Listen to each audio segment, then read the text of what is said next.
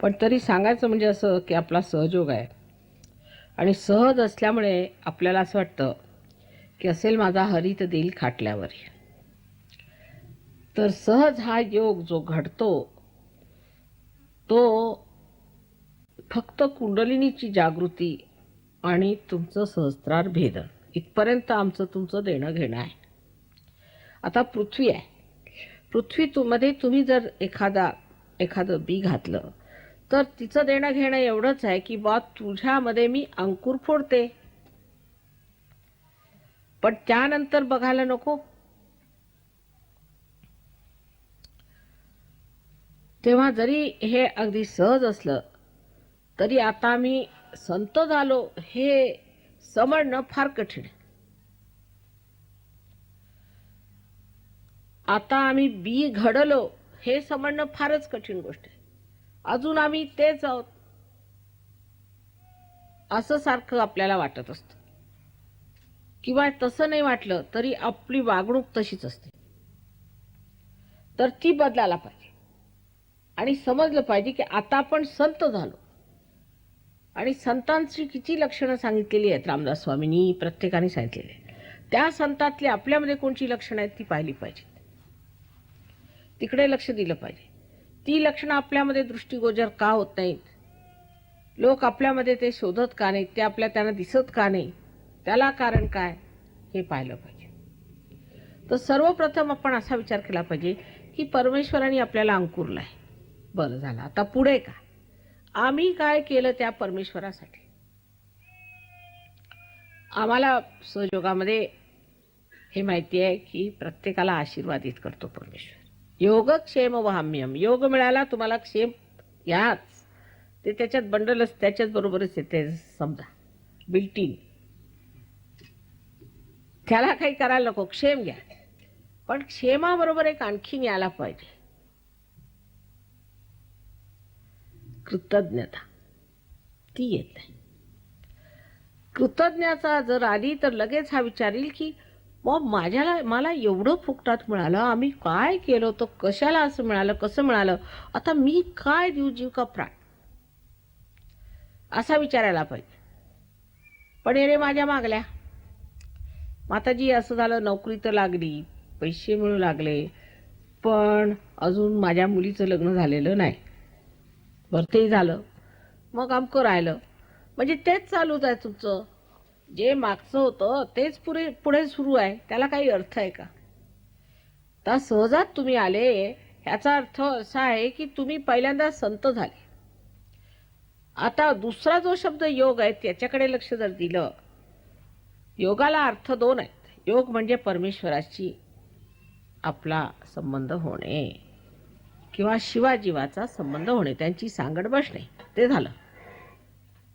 पण सांगड नाही बसलेली, नुसतं तुमचं संबंध झालेले फक्त, असं समजायचं पहिल्यांदा. पण योगाला दुसरा अर्थ असा आहे की युक्ती, कौशलम, कुशलता पाहिजे. सहयोगाची तुम्ही युक्ती शिकले का, त्याची कुशलता शिकले का, नाही, मग त्याला काय अर्थ आहे, अर्धवटच झालं ते. म्हणजे आपली समजा बाहेर आम्ही पाटी लावली एक, इथे सांगवी राहतात, तर तुम्ही ते पाटी वाचून गेलाय, तुम्ही भेटले का सांगव्यांना, तसलाच हा प्रकार आहे. त्याची जर तुम्हाला कुशलता नाही आली, एखाद्या युनिव्हर्सिटीला तुम्ही गेले, बा आम्ही गेलो तो युनिव्हर्सिटी पाहून आलो, प्रोफेसरांना भेटलो, बरं मग तुम्ही पुढे काय, मग आम्ही झालो की आम्ही ग्रॅज्युएट आहोत, कसं नाही, म्हणजे आम्ही जाऊन आलो होतो म्हणून. आपल्याकडे इंग्लंडला कुणी जाऊन यायचा काही केलं नाही तिकडे, तसंच आला परत, आपण म्हणतो ना झक मारून, तरीसुद्धा त्याला इंग्लंड रिटर्न आपण म्हणत असतो. तसलाच प्रकार आहे. सहयोगी आम्ही सहयोगी सहयोगी सहयोगी, बरं का. मग ह्या बोटाला काय अर्थ आहे, इकडे जळलं म्हणजे काय होतं ते माहीत नाही बा, आम्ही सहयोगी होतो, बिल्ले लावून आम्ही सहयोगी झालो, तसं सहयोगात होत नाही. काहीतरी व्हावं लागतं आणि त्यासाठी काहीतरी करावं लागतं. आणि त्या करण्यामध्ये एक गोष्ट लक्षात ठेवली पाहिजे की काही काही गोष्टींचा त्याग करावा लागतो. त्यातला एक त्याग आपण नेहमीच करतो, म्हणजे बुद्धीचा त्याग, तो नको, ते सोडून पुढचं बोलायचं. बुद्धीचा त्याग करून मोकळं व्हायचं आणि मग म्हणायचं सहयोगानं आमची वाट लावली. तर ते एक सोडून बाकी जर त्यागाकडे दृष्टी असली, आम्ही काय सोडलं, जे बेकार होतं ते सोडलं, त्याला काही अर्थ नव्हता ते सोडलं, असा विचार करायचा. जसे ते हरिरामाचे लोक आले, मला म्हणायला आले तुम्ही एवढे श्रीमंतीत बसलेले, आता ते माझ्या नवऱ्याचंच आहे सगळं, मी तरी काय करू, तुम्ही एवढे श्रीमंतीत बसलेली आणि तुम्ही काय त्याग केला, तुम्ही कशा झाल्या म्हणे देवी. आवडलं, देवी त्याग नसते करत, तीच एक त्याग करत नाही, बाकी सगळ्यांना करावं, तीच भोगती आहे. बरं कबूल, म्हटलं तुम्ही काय त्याग केले ते सांगा. म्हणे आम्ही हे सोडलं, ते सोडलं, ते सोडलं, हे सोडलं. म्हटलं असं का. बरं असं करा, तुम्ही माझ्या घरात किंवा माझ्या अंगावर तुम्हाला कोणचंही जर त्या श्रीकृष्णाच्या पायाच्या धुळीबरोबर किंवा त्याच्या कणाबरोबर एखादं काही मिळालं तर घेऊन जा म्हटलं, तुम्ही ते सांगा, पण ते त्याच्या पायाच्या धुळीच्या कणाबरोबर असायला पाहिजे. तर गडबडले गृहस्थ. तसेच त्यांच्या तोंडावर इतक्या सुरकुत्या होत्या की मोजून घ्याव्यात. आणि म्हणे आम्ही मोठे कृष्ण भक्त. म्हणजे काय, कृष्णाला शोभेल का, कृष्ण भक्त म्हणजे कसे, अगदी टवटवीत असायला पाहिजे. बसलेत ना सगळे. तर मी म्हटलं का हो कृष्ण भक्त, तुम्ही सांगत का नाही. तर गडबडली. तर काय दिसेच ना. तर म्हटलं काय तुम्ही मग दगड धोंड्यांचा त्याग केला काय. हे दगड धोंडेच ना, नाही तर काय ती राख, तिचा त्याग केला. त्याग कशाचा करायचा. जर काही धरलंच नाही तर त्याग कशाचा करायचा. म्हणजे करायचं काय माणसाने, की काही धरायचं नाही. त्याग करायचा म्हणजे काय, धरायचं नाही. हा माझा मुलगा, ही माझी मुलगी, ही माझी नोकरी, हे माझं घर, हे माझं ते, हे माझं ते, हे माझं आणि मी पण सुटलं पाहिजे. आणि हे जोपर्यंत सुटणार नाही सहजयोग जमणार नाही. ते सुटता आलं पाहिजे. आणि ते सोडणं आपल्या महाराष्ट्रात जरा कठीण जातं. पण मुलगा मुलगी म्हणजे जीव का प्राणी, एक डोळा हा दुसरा डोळा तो. त्यांनी म्हातारपणी लाथा मारल्यावर मग लक्षात येतं, अरे बाबा हे काय केलं आपण. सगळं जग तुमचं कुटुंब व्हायला पाहिजे, हे संतांचं लक्षण आहे. माझं पण गेलं पाहिजे, मी पण गेलं पाहिजे.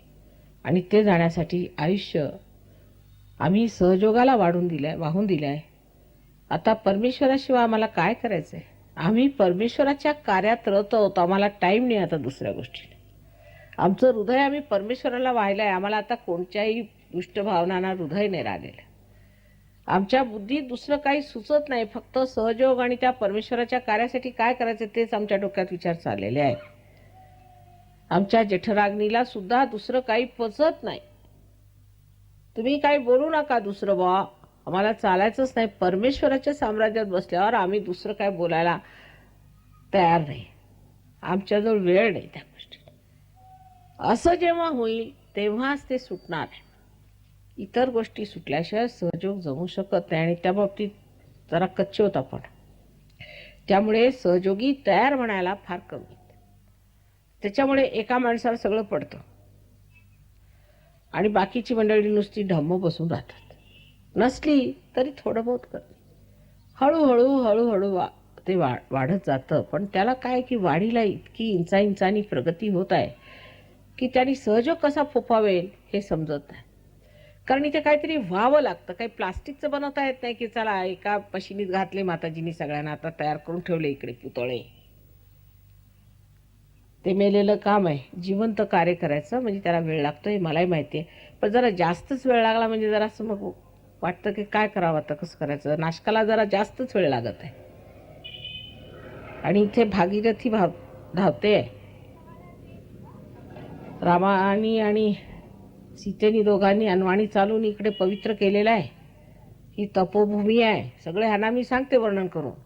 त्यात आदिशक्तीवरती गडावरती बसलेले आहेत.